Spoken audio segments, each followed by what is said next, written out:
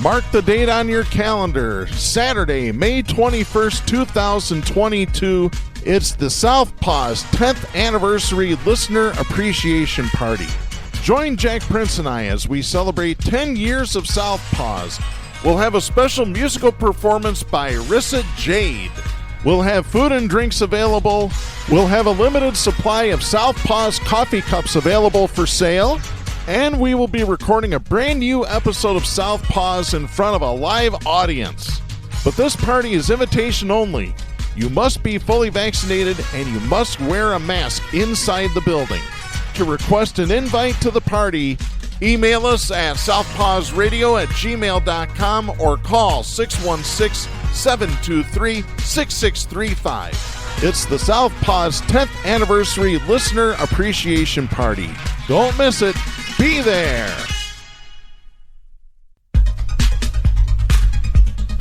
For the hardest-hitting show in talk radio, the true progressive voice since 2012. This is Southpaws.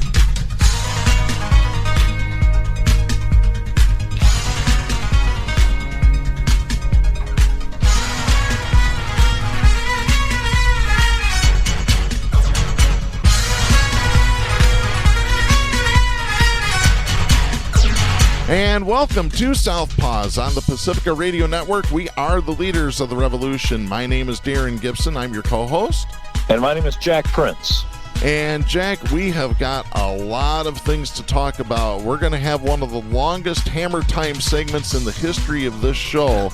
We have 6 winners this week, and it's going to cover a lot of topics. So before we start the show, a couple of reminders. You can follow us on social media by going to facebook.com/Southpaws Radio Show. You can follow us on Twitter at Southpaws Radio. You can follow us on Tumblr at southpawsradioshow.tumblr.com. You can follow us on YouTube by doing a search for Southpaws Radio. And you can become a patron of the show by going to patreon.com/Southpaws Radio. You can listen to the show anytime at Spreaker, Stitcher, Apple Podcast, or Reason.fm by doing a search for Southpaws. Once you found our logo, you found us. We send links to our weekly episodes to our Facebook, Twitter, Tumblr, and YouTube accounts. You can listen to us on Global Community Radio Channel 1 every Saturday night at 11 Eastern. And you can listen to us on great Pacifica stations, including KCEI in Taos, New Mexico, KZGM in Kabul, Missouri, and KEPJ in San Antonio, Texas. So be sure to listen to us there. And we might as well go ahead and let everybody know we are recording this show on Friday, April 22nd, 2022. We're recording early in the morning. Later in the day, the Patrick Lyoya funeral will take place. The Reverend Al Sharpton will be giving the eulogy.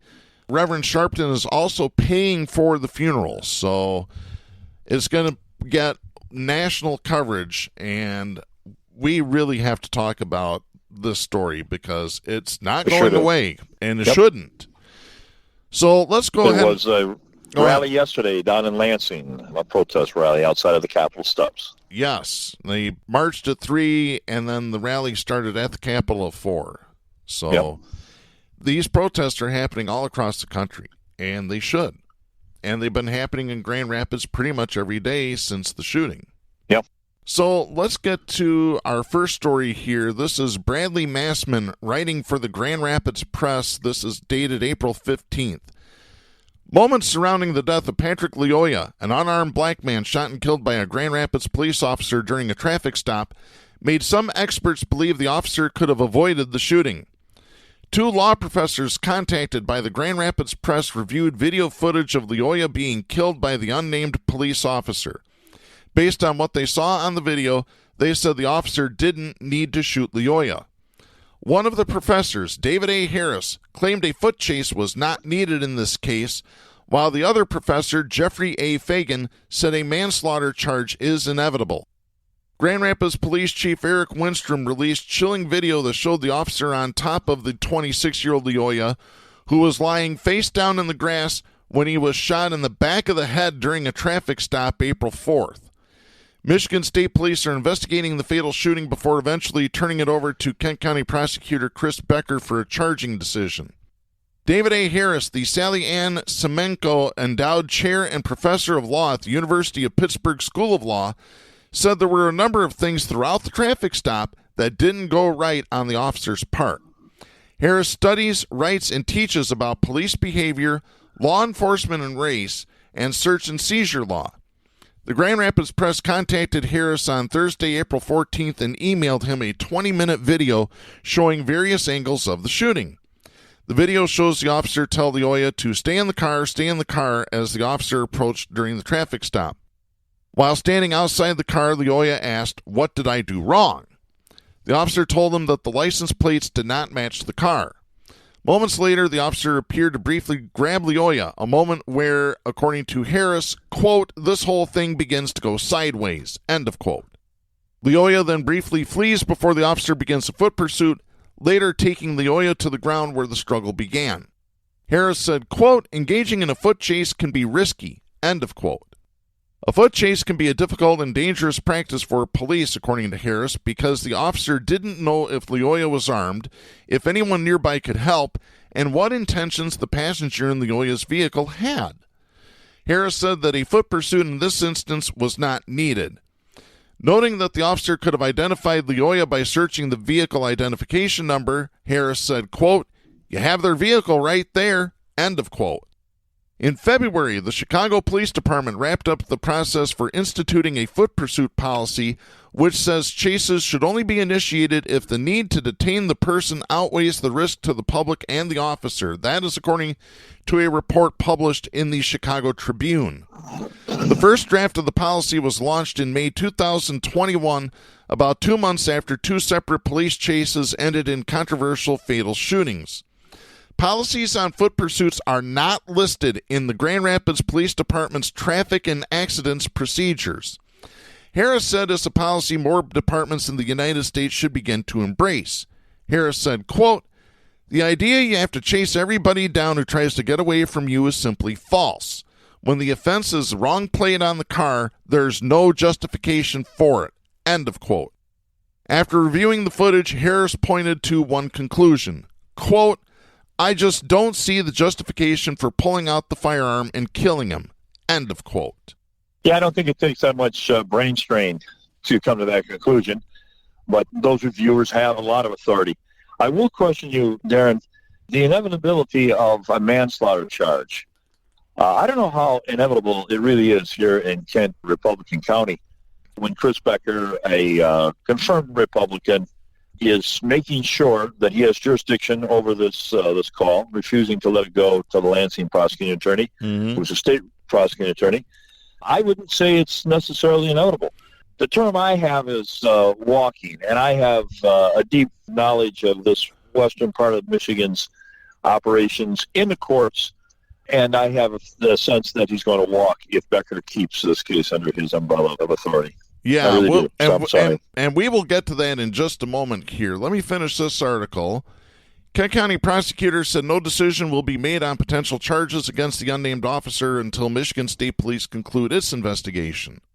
Jeffrey A. Fagan, a Isidore and Seville Sulzbacher professor of law at Columbia Law School, told the Grand Rapids Press on Thursday, April 14th, that a manslaughter charge is inevitable. He wrote in an email to the Grand Rapids Press, quote, "should happen sooner than later," end of quote. Manslaughter carries a punishment of up to 15 years in prison. Fagan is a leading expert on policing, crime, gun control, and race, whose scholarly research is influential in setting public policy. MLive also contacted Fagan on Thursday and asked him to review the same video of the fatal shooting.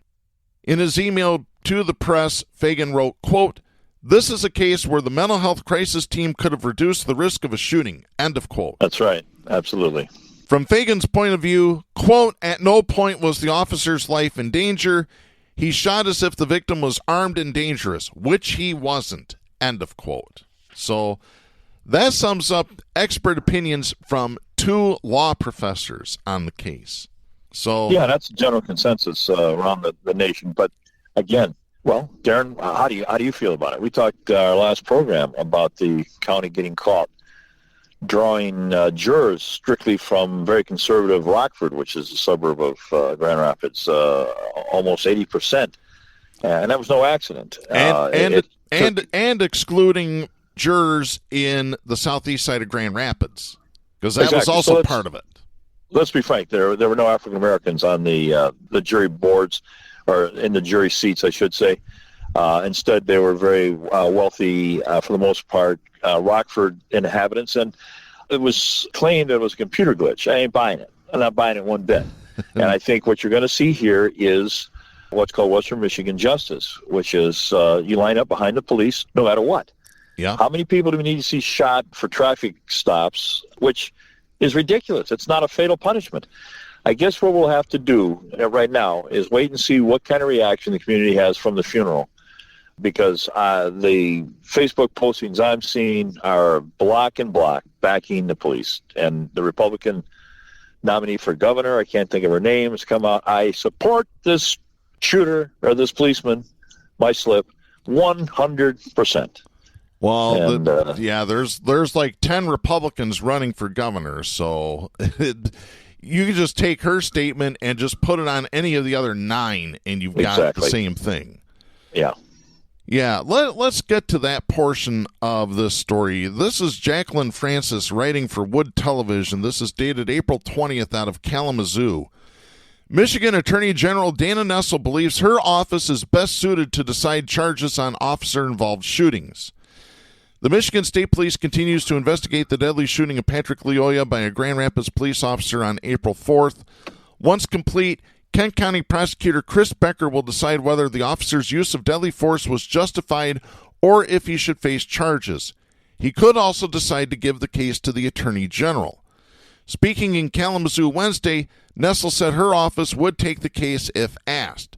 She said, quote, I always invite local prosecutors and police departments to refer the case to us. It's not a matter of not trusting them to do the right thing. It's the fact that I think it creates friction in those relationships that they need to have, and the optics are not good oftentimes. So it's not that I don't trust Prosecutor Becker. I assume that he is going to do the right thing and that he will follow the facts and the evidence and the law. End of quote. Becker told News 8 Wednesday that he fully intends on handling the case, telling Channel 8, quote, I'm doing this just like we did any other case and any other officer-involved shooting case. Yeah, there's a lot more scrutiny and a lot more people responding and having their own opinions on it, but that can't change what we do here. We have to look at it and analyze it and treat it with the seriousness that it deserves. End of quote. Nessel brought up concerns about county prosecutors deciding charges in officer-involved shooting cases because of the close relationships they oftentimes have with officers. She said, quote, we don't have those kinds of relationships where we have to work one-on-one with local police officers. So not just that we can be more impartial, but from the standpoint of the public, I think it just looks terrible when you have a prosecutor who has some sort of direct contact and relationship with that police officer. End of quote. I'll tell you what looks terrible, and that's taking money from the police union. Oh, we'll get to that in a minute, too. We'll get to that in just a minute here. When asked if he knows or has met the officer that shot Lyoya, Becker said he wouldn't know him from Adam. Becker said if he knew the officer involved or had any conflict of interest, he would recuse himself from the case. Well, we're going to argue that he already has conflict of interest, and we'll get to that in just a minute here. Becker told News 8, quote, I'm fully aware of my ethical obligations to disqualify myself, and if I felt that I cannot handle this case ethically and base my decision on the facts and the evidence, then I would turn it over. But I'm fully confident that I will be able to do this as it should be handled and make a proper decision. End of quote. Since elected county prosecutor, Becker said he's handled about a dozen officer-involved shootings. He said, quote, I've never disqualified before, so what changes here other than it's a high-profile case and it's got national attention. End of quote. Nessel added, quote, we would take it if he referred it to us. By the way, Nessel's office cannot simply take the case from Becker. It has to be transferred under state law. Right. Which is a shame. Yeah. I noticed Becker failed to give us an outcome of the 12 police officer cases that he handled, if he prosecuted any of them. And I can't remember one. I'm not saying he didn't, but I cannot remember a single time there's been a policeman prosecuted for shooting in the city of Grand Rapids. But let's get down to the truth. The bottom line issue here is that you do have a blatant conflict of interest when you take money from the Grand Rapids Police Department's union. Yeah. And that's been established. You're quoting Channel 8 interview. Channel 8 told me on a phone call yesterday, for the purposes of this show, to ask them why they failed and continually fail to mention the fact that Becker has taken money from the union when they have discussed him keeping the case instead of it going to Dana Nessel. That's pertinent. Their answer to me was, well, we're aware of the fact that he's taken money, but we needed that confirmed. Well, that's an oxymoron right there. How can you say you're aware of the fact that money was taken from the union, but you need it confirmed? And do you really even need it confirmed? Can you not put out on the airwaves that it has been alleged that he's taken money? But Yes. when we, Channel 8, call the police union, which they told me they have numerous times, all they run into is a total rejection to take the call. The police union will not take Channel 8's call because they know what Channel 8 is calling for, which if I was a journalist would just heighten my interest to establish that indeed Becker has had a conflict of interest by taking money from this union.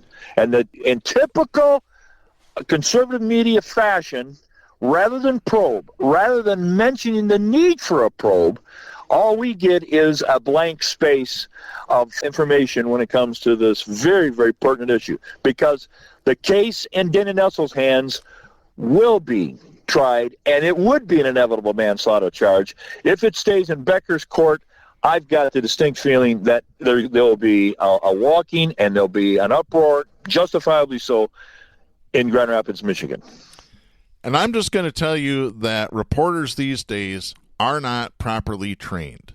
Let me just tell you, as somebody who went to Grand Valley State University and has a Bachelor of Science degree in journalism, I received my training in college from not one, but 3 investigative journalists. Cynthia Kay, who had formerly worked for WZZM as an investigative reporter, her then husband, the late Jim Rixey, who at the time was still employed by WZZM as an investigative reporter, and my old friend Henry Erb, the longtime investigative reporter at Wood Television.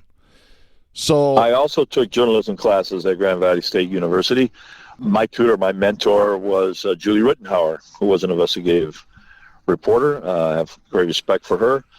And again, you don't really have to go to college to journalism classes to realize right now in Grand Rapids on everybody's tongue is, hey, this guy's taking money from the union.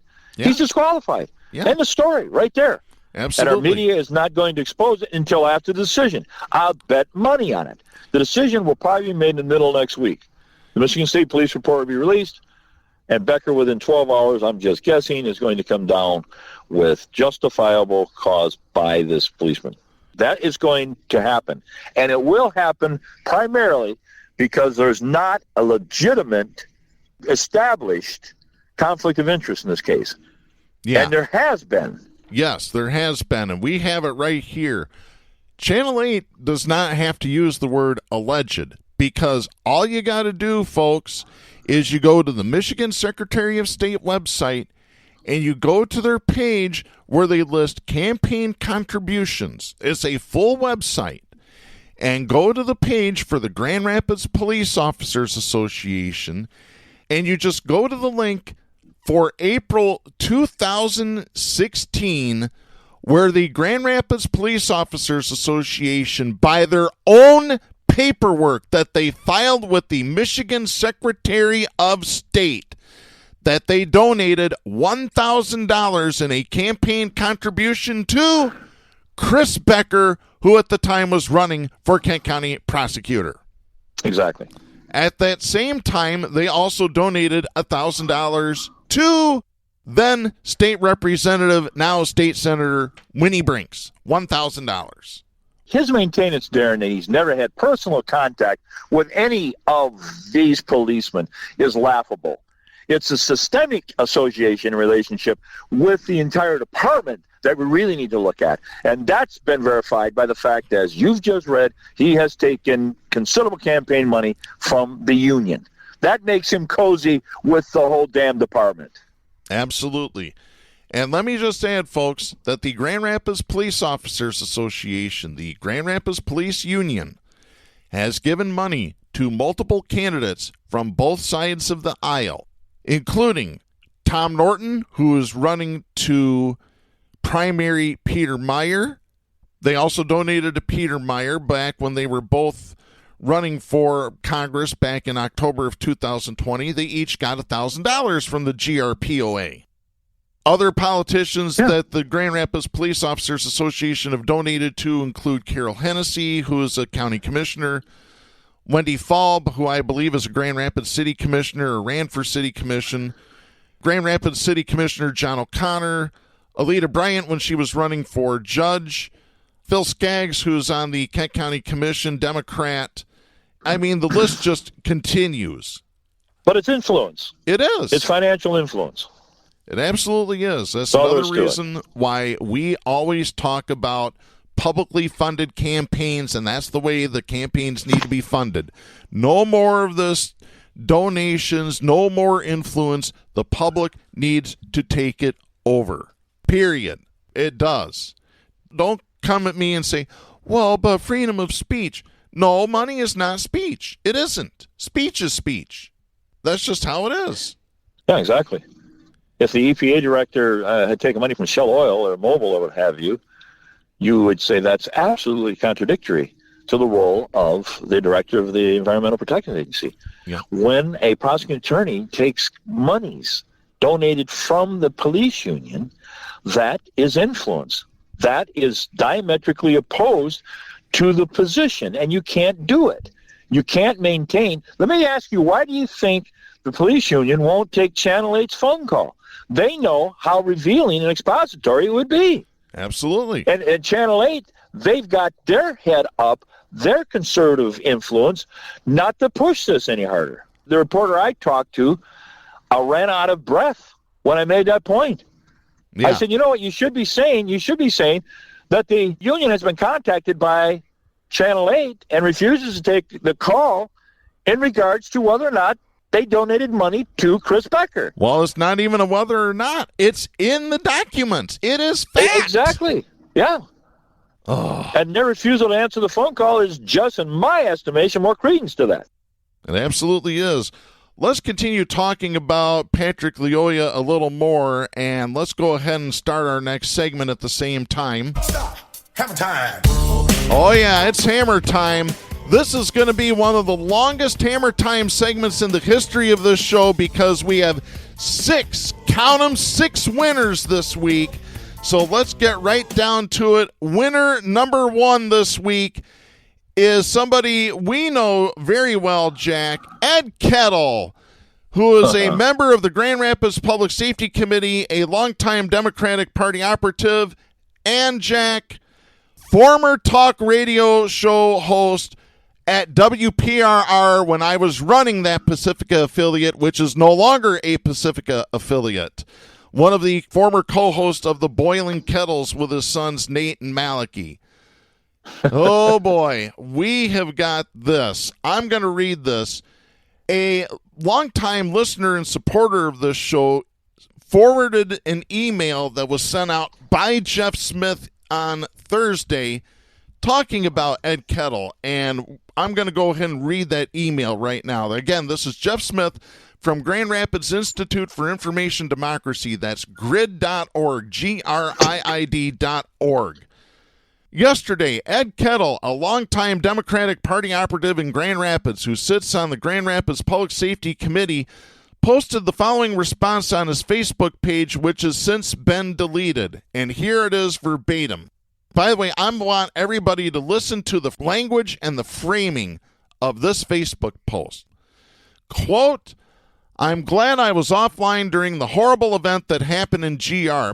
I've had to bite my lip during it all. We're getting a steady diet of news and events from the victim's family and associates. I would hope that there are very few among us who don't mourn for them all. You who know me won't be surprised when I mention my concern for the officer involved. I have no idea what will happen if and when he is charged with anything. Then we'll have the trial. Everything from that fateful moment for up to today and beyond has inalterably changed that man's life and everyone in it. Let's not forget there are 3 victims affected by this. The deceased, the officer, and our sense of public safeness. This has been a major event, something the police and others have been telling City Hall. It's not about if, it's about when. Some parts of our city are like the Wild West. Drive-by shootings almost daily. People involved with injuries is an ever-expanding group. Unfortunately, sore killings. I'm going to put my faith in the law. I'm confident that Michigan State Police is digging deep and getting it right.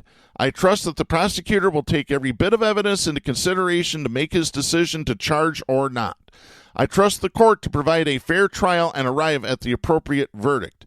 In the meantime, take some time to think about the officer, too. Thanks. Oh, yeah, we need to. You don't have to be Sigmund Freud to see the framing. The prosecution, if any, early in a statement. This is a great defender of the police department and in the same league as the police union. And this is the influence that is going to be pushing Becker. He's pushing Becker and the state police, trusting them for real thorough investigation. Second nauseating thing is the Wild West description of Grand Rapids, the areas. And we know what he's referring to when he says the areas, whether it's shootings, drive-by shootings constantly. So drive-by shooting, I guess, justifies a 3-inch barrel on the back of a man's head, killing him when he's at absolutely no danger to the policeman. No doubt, Kettle deserves this award. And Darren, I had not seen that article. I'm so grateful you brought that to the attention of our listeners. Yeah, let me continue reading. Jeff Smith starts writing in this email again, and I'll read his comments here. Now Kettle has demonstrated his allegiance to the GRPD and the Grand Rapids Police Officers Association, the cop union, for many years. Ed Kettle started a Facebook page called Friends of GR Cops several years ago. In addition, Kettle had created a website, now defunct, where he said in 2019, quote, I am presently working with the Grand Rapids Police Officers Association to build their community and political profile. I formed Friends of GR Cops, essentially a social media effort to help solidify public support for our police officers and to create opportunities for public dialogue. End of quote. Then in April of 2019, after video was released of the Grand Rapids Police beating a motorist, Ed Kettle had a long response complaining about all of the scrutiny the GRPD was getting on the Friends of GR Cops page. Maybe one of the more revealing things he had to say was, quote, shut up, don't resist, and ask for an attorney. End of quote. Last year, after Justice for Black Lives had been pressuring the Grand Rapids City Commission for months, Kettle showed up at one of the commission meetings and referred to Justice for Black Lives as, quote, rude kids, end of quote, who engage in, quote, vile behavior, end of quote.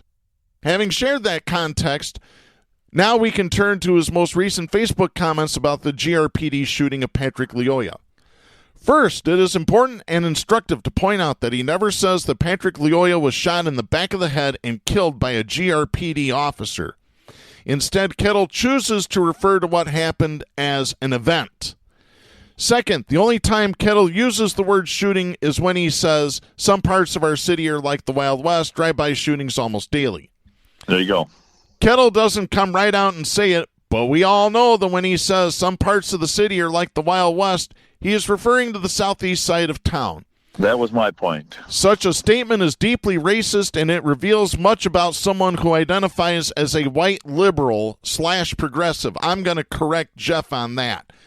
You can remove progressive, because Ed Kettle is a limousine liberal, just like Bill Maher, just like all of them. We had his DNA years ago, Darren. We absolutely did. Third, Kettle says that he puts his faith in the law and that he trusts the court to provide a fair trial. Again, this is such a white privileged position to take, which makes sense because people like Ed Kettle do not have to worry about the police stopping them for invalid plates only to shoot them in the back of the head. Right. Fourth, and most importantly, Kettle says there are 3 victims affected by this: the deceased, the officer, and our sense of public safeness. Why the hell can't this white man say Patrick Lyoya's name? However, when it comes to the cop being a victim, I call bullshit. Good job, Jeff. Yep. Beautiful. Do we say that men who rape women are victims? Do we say the parent who beats their child are victims? No, we don't. We refer to them as perpetrators of violence, and that is what we need to be saying when talking about the cop that shot and killed Patrick Lyoya. As a white person, it is my responsibility to call out other white people when they engage in this kind of racist rhetoric. As someone who believes in the abolition of policing, it is my responsibility to call out people for being police apologists.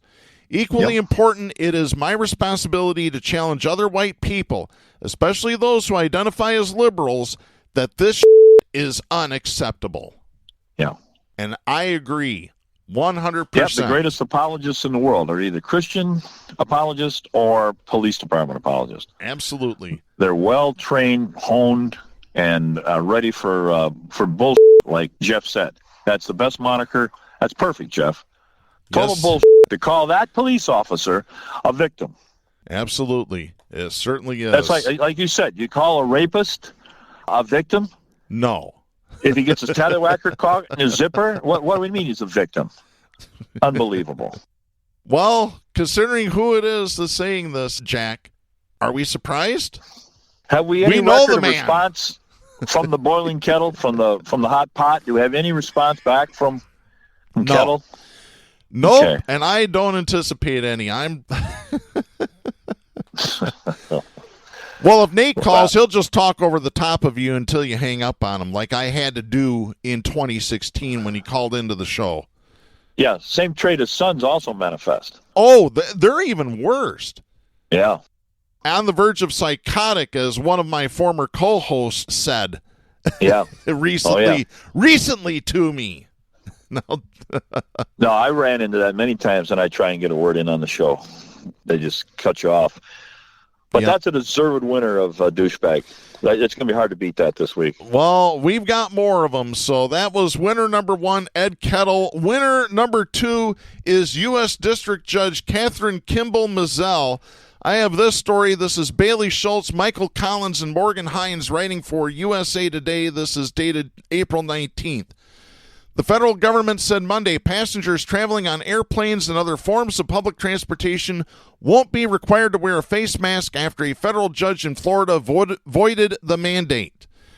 The decision Monday by U.S. District Judge Catherine Kimball Mizell in Tampa says the federal mask mandate exceeded the authority of the Centers for Disease Control and Prevention, which failed to justify the order and did not follow proper rulemaking procedures. The mask mandate, which has been in place since January 2021, had been set to expire this past Monday. The CDC announced last week that they would extend the mandate 15 days to allow more time to study the BA2 Omicron subvariant of the coronavirus that is responsible for the majority of cases in the U.S. It was the mask mandate's 5th extension despite repeated requests from airlines and other travel industry officials to ease restrictions. So what's the Biden administration going to do about it? They're going to appeal the ruling, but they're not going to ask for a stay of the judge's order. Which should have been done. Which absolutely should have been done. Yep. Once again, are healthy people not caring about people who have underlying health issues or are immunocompromised. These are selfish people making decisions for everybody else. Bottom line, period, end of story. And I tell you what, since they're going to appeal this, here's the easy defense to appeal this. Jacobson versus Massachusetts, 1905, a Supreme Court decision that said the state of Massachusetts could mandate the smallpox vaccine because public health supersedes individual rights. Bottom line. So now this has caused a bunch of confusion with travelers. All of the major airlines are now making mask optional. Most airports have now made mask optional, although there are some that still are requiring masks, so you better check before you travel. Amtrak said that passengers will no longer need to mask up on trains or in stations. Coach USA and Megabus said that masks will no longer be required on their buses, but said that masks may still be required at the bus stations that serve those bus lines. Uber said masks will no longer be required, but the CDC recommends wearing them. Lyft made masks optional, but reminded users that if their driver's not wearing a mask, they can cancel the ride.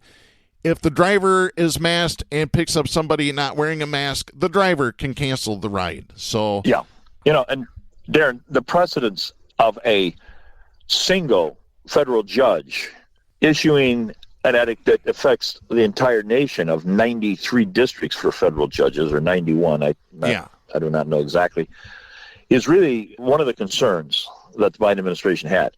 Because as far as it being contemporarily effective when you refuse to put a stay on, it's going to take months for this appeal to bounce back from the courts before anything's happened. It's much like the Michigan State Police investigation here with the murder in Grand Rapids. Time dulls, time takes the tension and the pressure away, and the time that will take for this appeal we'll ever hear about it again means it's effectively be buried. But, however, it will be necessary to prevent a single ideologue judge like the Trump-appointed judge of affecting policy that affects everybody nationwide. Yep. Let's talk a little bit more about this judge here. The judge who issued the ruling was appointed to the bench by Donald Trump in August 2020. She was confirmed by the Senate on a 49-41 vote. She was 33 at the time, which made her the youngest of Trump's judicial appointees and one of the youngest judges in the country. She had 8 years of legal experience at the time of her appointment. A majority of the American Bar Association Standing Committee rated her as not qualified for the judgeship, pointing to the short time that she has actually practiced law and her lack of meaningful trial experience. So right there it is, folks. You got an inexperienced judge who is an evil, violent, conservative traitor, because they all are, making this type of judgment. I'm telling you, folks, conservatives don't give a f*** about you, and you better start listening to me when I say it. Bottom line. Which leads us to winner number 3 this week.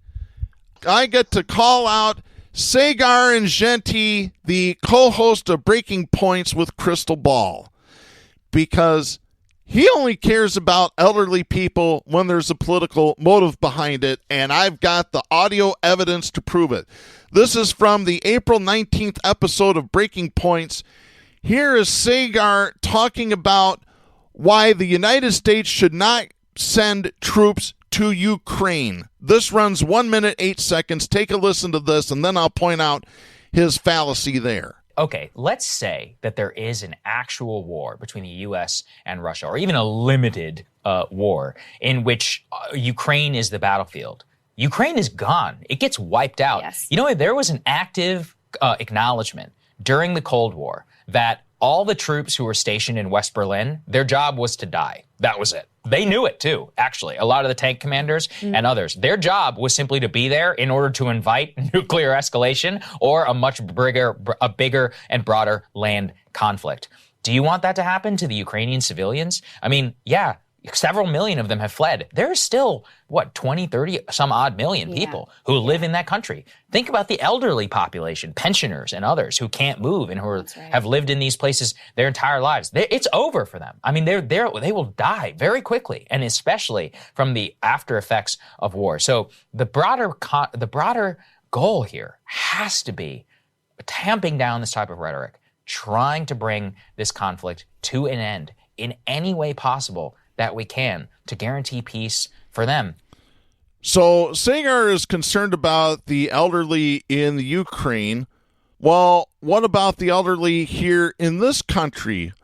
Well, let's play this clip. This runs 34 seconds. In the same show, Saagar is absolutely over the moon that the mask mandate is over. Take a listen. Let's move on to something I am just so happy to be able to report to all of you. Let's go ahead and put this up there on the screen. The TSA, the hall monitors will stop enforcing the traveler mask mandate. All 4 airlines came out and said they will no longer require masks on planes. The news actually broke in the middle of the day, and there were videos circulating online of pilots and of flight attendants actually breaking down in tears, being able to take their mask off for the first time in 2 years. People were cheering. They were celebrating, Crystal. So there it is. SAGAR only cares about Ukrainian elderly, American elderly. Oh, they can just sit and die in an airplane full of COVID. Yeah, the enforcers of the mandated law, he has the temerity to say, are hall monitors. Yeah. To an 8th grader, that's a dirty word. To Yeah. his mentality, it fits just nicely. Yeah, exactly. SAGAR has just lost his freaking mind. I'll just say it. I don't care. I don't watch that show, but this was pointed out to me by a longtime listener, and so I had to mention it. And While we're on the Ukraine, real quickly, folks, if you run into any information that supposedly they're being run there in Ukraine by Nazis or Zelensky's in Nazi, it's total BS. It is the cornerstone of the justification that the madman Putin is using to go into that country. There's no Nazi infiltration. The 8-year war down in Donbass, that wasn't fighting Nazis. That's imperialism, and that is Putin's desire to regain Russia's standing as a world power. That's all it is. This Nazi stuff, it makes me sick. I see progressives falling for that crap. It's almost QAnon back crap. yeah. Well, I know it's not a road we want to go down right now, but I'm so sick of it. I had to mention it, Darren. Yeah, and I tell you what, Jack, I'm glad you said something, because I'm going to do a callback to last week's show where we had talked about Grand Rapids United Progressives posting some of this crap. I will give credit where credit is due. Michelle, thank you for taking that post down finally. And I would they were second getting that. blistered, rightfully so. Yeah. So let's get back to our Hammer Time segment. Winner number 4 this week, your girl, Jack, Representative Marjorie Taylor Greene, Cuckoo of Georgia. I have this story. This is David Edwards writing for Raw Story. This is dated April 18th. Representative Marjorie Taylor Greene Monday suggested that Representative Ilhan Omar, Democrat of Minnesota, who is Muslim, could perpetrate a deadly airplane hijacking like the terrorist attacks of September 11, 2001. In a tweet on Sunday, Omar shared a video of a man playing a guitar and singing Christian music on an airplane full of people. The video was titled, Worshiping Jesus 30,000 Feet in the Air. Jack, have you seen this video? No. It is disgusting, and I tell you what, do that on a plane that I am on, and you'll see if you can fly 30,000 feet in the air without the plane as I throw you out the door. I have a First Amendment right to freedom from religion, as Thomas Jefferson put it. So Omar responded to this video by saying, quote, I think my family and I should have a prayer session next time I am on a plane. How do you think it will end? End of quote. Well, I can tell you how it's going to end. It's going to end with all these white Christian MFers trying to throw Ilhan Omar off the plane while it's in the air. Oh, of course. Guaranteed. So here's what Marjorie Taylor Greene responded with on Twitter. Quote, would that be kind of like when some people did something? End of quote. So where does that phrase come from? Donald Trump and his supporters have previously accused Omar of once using the phrase, some people did something, to refer to 9/11, which is also totally bogus. So she dug that out of her Trump Bible. Yeah. And plugged it in. She dug it out of her rear end, and it stinks. So there you go. So that's winner number 4, multiple-time winner Marjorie Taylor Greene. Winner number 5 this week, Michigan State Senator Lana Ties, Republican out of Brighton, or as I'm going to call the town, Not So Brighton. It's funny that a place that close to Ann Arbor is so goddamn Dark. conservative. I know. It's Yeah, disgusting. I have this story. This is David Eggert writing for the Associated Press. This is dated April 20th out of Lansing. Republican Senator Lana Ties opened a Michigan Senate session with an invocation by claiming children are being attacked by forces that want to indoctrinate them with ideas their parents do not support. 3 Democrats walked out of last week's meeting to protest her apparent reference to how schools address sexual orientation, gender identity, and critical race theory. Within days, one senator who tweeted criticism of the prayer was targeted by Ties in a fundraising email. Ties called Senator Mallory McMorrow, who is a Democrat out of Royal Oak, a liberal social media troll, and accused her of wanting to groom and sexualize kindergartners that teach, quote, that 8-year-olds are responsible for slavery, end of quote. Well, McMorrow wasn't going to stand for that one. We've got the audio of it. This runs about 4 minutes, 40 seconds. We are going to play this in its entirety because it is powerful. Folks, Yes, it is. Take a listen to Michigan State Senator Mallory McMorrow. Thank you, Mr. President. I didn't expect to wake up yesterday to the news that the senator from the 22nd District had overnight accused me by name of grooming and sexualizing children in an email fundraising for herself. So I sat on it for a while wondering why me. And then I realized, because I am the biggest threat to your hollow, hateful scheme. Because you can't claim that you are targeting marginalized kids in the name of, quote, parental rights if another parent is standing up to say no. So then what? Then you dehumanize and marginalize me. You say that I'm one of them. You say she's a groomer. She supports pedophilia. She wants children to believe that they were responsible for slavery and to feel bad about themselves because they're white. Well, here's a little bit of background about who I really am. Growing up, my family was very active in our church. I sang in the choir. My mom taught CCD. One day, our priest called a meeting with my mom and told her that she was not living up to the church's expectations and that she was disappointing. My mom asked why. Among other reasons, she was told it was because she was divorced and because the priest didn't see her at Mass every Sunday. So where was my mom on Sundays? She was at the soup kitchen with me. My mom taught me at a very young age that Christianity and faith was about being part of a community, about recognizing our privilege and blessings and doing what we can to be of service to others, especially people who are marginalized, targeted, and who had less, often unfairly. I learned that service was far more important than performative nonsense like being seen in the same pew every Sunday or writing Christian in your Twitter bio and using that as a shield to target and marginalize already marginalized people.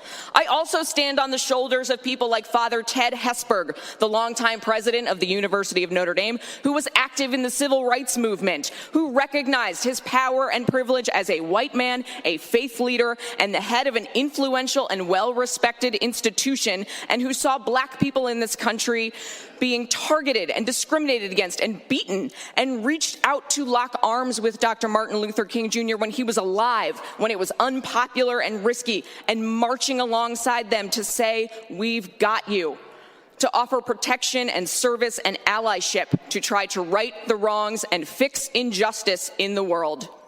So who am I? I am a straight, white, Christian, married, suburban mom who knows that the very notion that learning about slavery or redlining or systemic racism somehow means that children are being taught to feel bad or hate themselves because they are white is absolute nonsense. No child alive today is responsible for slavery. No one in this room is responsible for slavery. But each and every single one of us bears responsibility for writing the next chapter of history. Each and every single one of us decides what happens next and how we respond to history and the world around us. We are not responsible for the past. We also cannot change the past. We can't pretend that it didn't happen or deny people their very right to exist. I am a straight, white, Christian, married, suburban mom. I want my daughter to know that she is loved, supported, and seen for whoever she becomes. I want her to be curious, empathetic, and kind. People who are different are not the reason that our roads are in bad shape after decades of disinvestment, or that healthcare costs are too high, or that teachers are leaving the profession. I want every child in this state to feel seen, heard, and supported, not marginalized and targeted because they are not straight, white, and Christian. We cannot let hateful people tell you otherwise, to scapegoat and deflect from the fact that they are not doing anything to fix the real issues that impact people's lives. And I know that hate will only win if people like me stand by and let it happen. So I want to be very clear right now. Call me whatever you want. I hope you brought in a few dollars. I hope it made you sleep good last night. I know who I am. I know what faith and service means and what it calls for in this moment. We will not let hate win. Wow. Very powerful. Senator McMorrow, take a bow. Yep, applause needed. The trouble with the CRT challenge and all of the historical challenge that these right-wing idiots are pushing is, again, people refuse to admit the obvious. The obvious is they know it's exposure to them. Just like this senator or this person just said, this legislature, she poses the greatest threat to them because in the same breath, our historical account is the greatest threat to their hegemony because it indicates where they came from, how they're judgmental, how they rule over with hatred, how they rule over with misogyny, how they rule over this country with homophobia, etc., etc. The woke is another word for realization. They've made it a dirty word. Understanding our past, that is a direct threat. That's their greatest fear. And we are being challenged now with just accurate history of the country that we stand in by these people who are terrified. Because it's not hard. An 8th grader could connect the dots. Mm-hmm. Not going to make them responsible for slavery, but they could connect the dots that for 400 years we had chattel slavery, the most cruel and brutal slavery in the world. And their ancestor, their progeny, is just 2 generations away. And they're called right-wing supremacists. The truth will burn these people, and they know it. They know damn well what it'll do to them. Yeah. By the way, when contacted by the media, Tice declined to speak after the session, but she did release a statement where she not only did not apologize, she doubled down on everything. Oh, hell yes. They have to. Yeah. So, Lana Tice, winner number 5 this week, and then let's finish it off. By the way, I want to mention real quickly, and the Associated Press mentioned this, that Republicans' use of grooming rhetoric comes as one of their own. Former State House Speaker Lee Chatfield, Republican of Levering, is under investigation for allegedly sexually abusing his sister-in-law when she was a minor. So, yeah, these people have a lot of nerve to start throwing around grooming when Lee Chatfield's own sister-in-law is accusing him of grooming her when she was 15. And the grooming arena and atmosphere that allowed that was the church. Was the Absolutely. church where Lee Chatfield was a teacher and then a soccer coach. And it was Lee Chatfield's dad that ran the church. Exactly. Yeah. So let's go to winner number 6, one of my all-time favorites, Bill O'Reilly, a.k.a. Billo the Clown, as Keith Olbermann calls him. We haven't had to talk about Billo the Clown in forever. Well, Billo was caught on cell phone video berating and threatening a JetBlue worker because O'Reilly's flight was delayed for several hours. I actually have this story. This is Cheryl Tay writing for Business Insider. This is dated April 20th. A video was surfaced on Twitter of former Fox propaganda channel host Bill O'Reilly locked in a heated exchange with an airline employee at JFK Airport. The video, filmed April 3rd, circulated on Twitter this week. In the video, O'Reilly stands in front of a JetBlue counter debating with a staff member and at one point curses the staff member out. O'Reilly is heard saying, quote, "What you're going to do, it's 3 hours late," end of quote. When the employee responds, O'Reilly can be heard interrupting the worker saying, quote, no, you're going to find out," while pointing at the employee, end of quote. The conversation then escalates. Riley told the employee, quote, "You fucking scumbag, don't talk to me like that," end of quote. Yeah. Typical Bill. Bill is a bully. Do you remember the Yes. footage where he took the task in the studio, in Fox's studio? There was one of the children of the victims on 9/11 who was challenging the report. It was in the studios of Fox. Yeah. And Bill O'Bully just quartered him off in the air privately and intimidated the living crap out of him. Yeah. Captured on film. He is the quintessential bully. He is. And he also threatened the worker, telling him that you're going to lose your job. By the way, O'Reilly told the Daily Mail he was on his way to the Turks and Caicos when his flight out of JFK was delayed 5 hours. He told the Daily Mail that the discussion between him and the employee had gotten heated. Representatives from JetBlue did not immediately respond to a request for comment from Business Insider. Well, we have one more piece of audio. This is a classic. Bill O'Reilly on the set of Inside Edition freaking out. That's tomorrow. And that is it for us today. Okay, I don't know. Whatever it is, it's not right on the teleprompter. I don't know what that is. I've never seen that. No, there is. We are going to do Sting, yeah. Okay, but...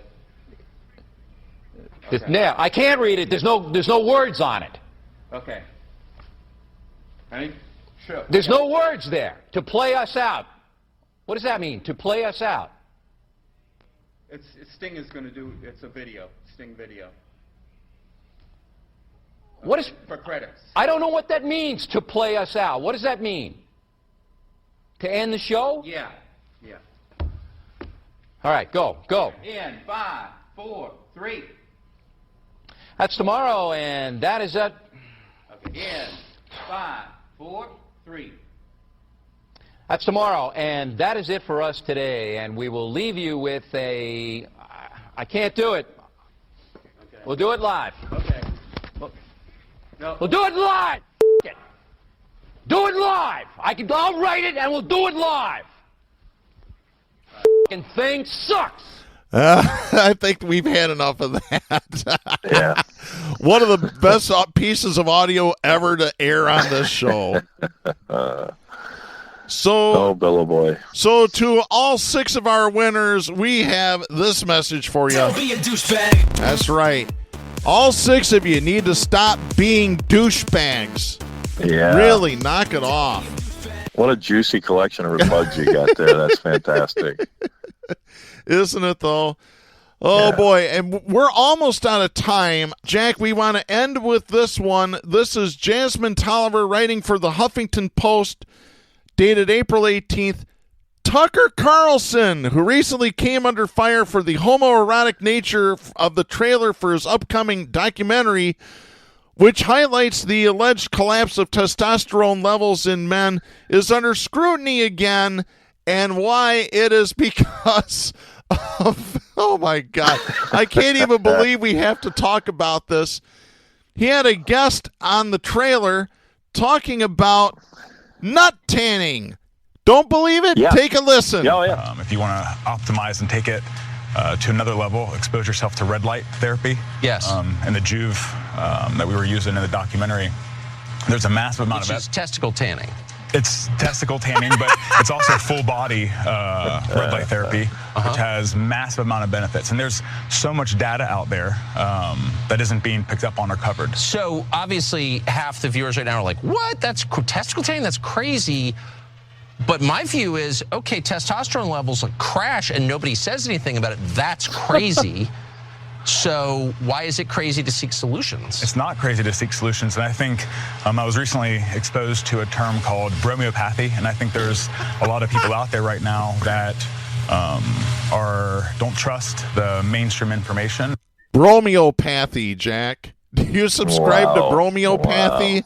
Wow. Yeah. Folks, forget sweaty balls. You got sweaty balls? Just toast them up. Hey, Murtaugh from Lethal Weapon wants to chime in on this. Looking for your general friend? Yeah, he's barbecuing his nuts on Hollywood Boulevard. By the way, the guest, his name is Andrew McGovern. He is a personal training leader at Lifetime Inc. in Columbus, Ohio. This is according to his own LinkedIn page, so Make sure you check him out on LinkedIn. Crazy crap. Unbelievable.